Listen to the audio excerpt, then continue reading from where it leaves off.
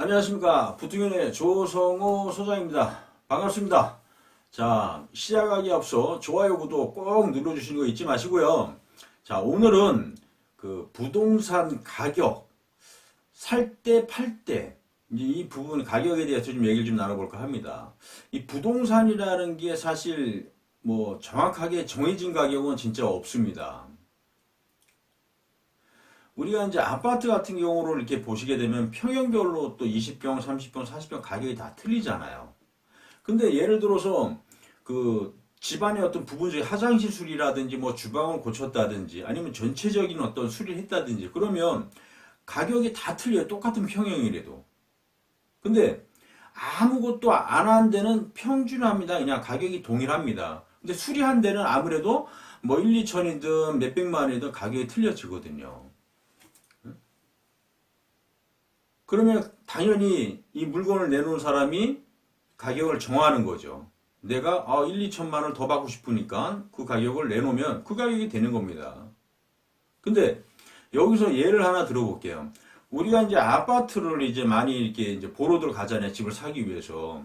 그러면 대체적으로 보는 게 막 깔끔하거나 막 주위가 너무 깔끔하거나 막 수리가 잘 돼 있거나 막 아주 이런 집들만 사실 보고 사시려고 하거든요. 근데 생각을 좀 해보세요.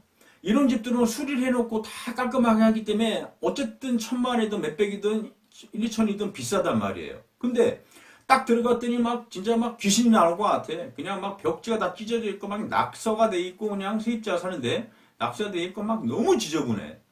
이런 거 이런 건 어떨까요? 그 사람들이 기피를 하거든요. 근데 안 나가요. 물건이 안 팔려. 그러니까 이 아파트가. 그런 것들 같은 경우 아파트는 뭔가요? 집이라는 게 사실 깔끔하게 페인트 칠하고 도배만 해도요. 기본적인 수위만 해도 완전히 틀려진 겁니다. 짐 다 빼고. 자, 그런 것들 우리가 흥정을 잘해서 얘기를 잘해서 안 팔리니까 흥정을 잘해서 싸게 사는 겁니다. 이 부동산이라는 거는 정확한 가격이 없다고 말씀을 드렸잖아요. 자, 이 부동산 투자 방법 중에 제일 좋은 방법은요, 투자 방식은 싸게 사서 아주 비싸게 파는 것입니다. 그냥 간단하지 않습니까?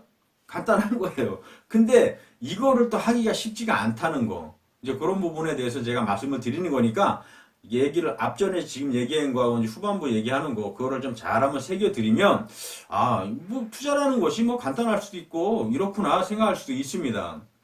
자, 우리가 주택이든 뭐 건물이든 뭐 이런 것들을 우리가 이제 구입을 하기 위해서 제가 항상 강조하는 게 이제 건물주니까 이런 걸 쫙 보러 갈 때 대체적으로 사람들이 깔끔하거나 뭐 이런 것들을 찾는 거 이건 안 되는 거예요, 사실.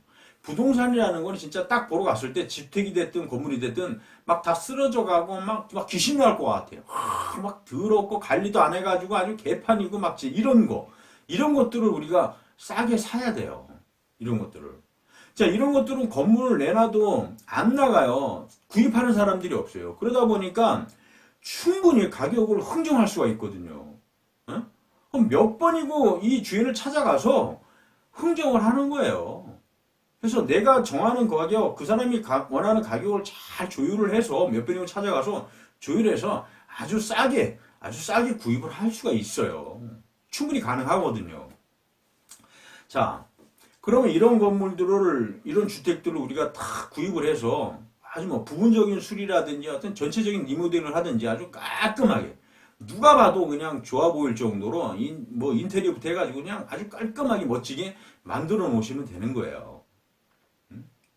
만들어 놓으시면 부동산의 가치가 그만큼 상승을 하는 거잖아요.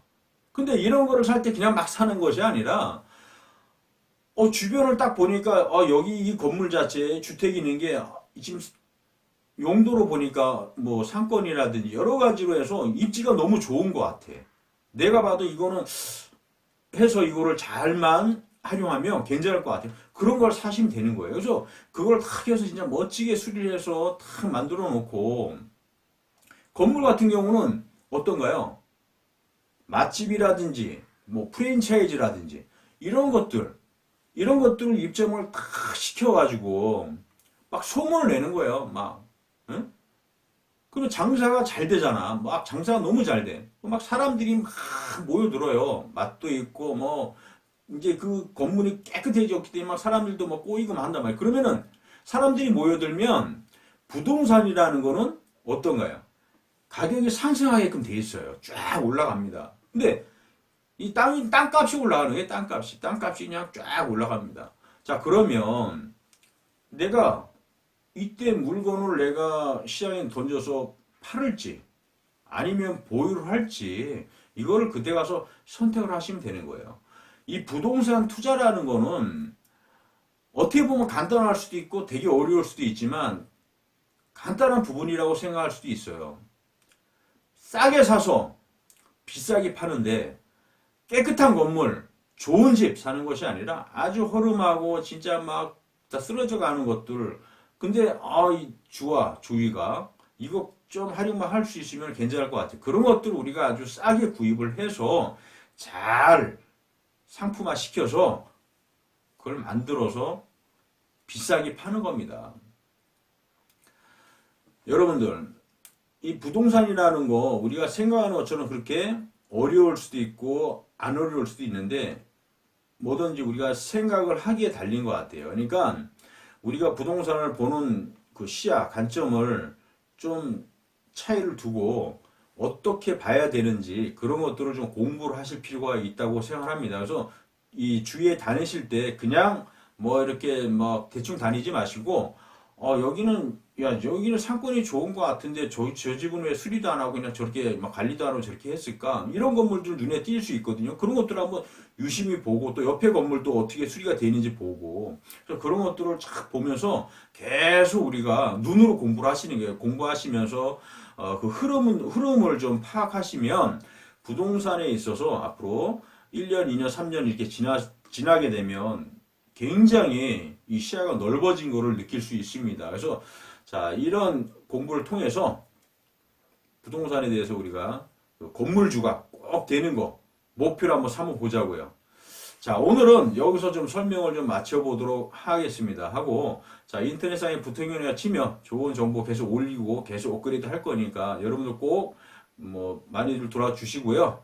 오늘은 여기서 인사를 마치도록 하겠습니다. 감사합니다.